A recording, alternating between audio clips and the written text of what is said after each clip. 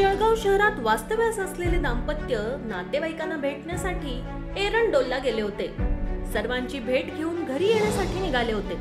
मात्र रस्त्यातच भरधाव वेगाने येणाऱ्या कारने दुचाकीला जोरदार धडक दिली। यामुळे रस्त्यावर फेकले गेलेल्या गर्भवती महिलेचा जागीच मृत्यू झालाय, तर महिलेच्या पतीसह 4 वर्षाची मुलगी गंभीर जखमी झाली आहे।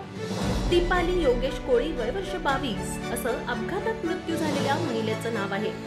योगेश गुलाब कोळी वय वर्ष 28 हे पत्नी व मुलीसह एरंडोल येथे नातेवाईकांना भेटण्यासाठी रविवारी सकाळी गेले होते। नातेवाईकांची भेट घेतल्यानंतर दुपारी ते घरी येण्यासाठी निघाले। वराड येथे आले असता मागून भरधाव वेगाने येणाऱ्या कारने दुचाकीला जोरदार धडक दिली। मागून धडक बसल्याने दुचाकीवरील 3 जण महामार्गावर फेकले गेले। यात दीपाली कोळी या 8 महिन्यांच्या गर्भवती होत्या। त्या रस्त्यावर फेकल्या गेल्याने त्यांचा जागीच मृत्यू झालाय।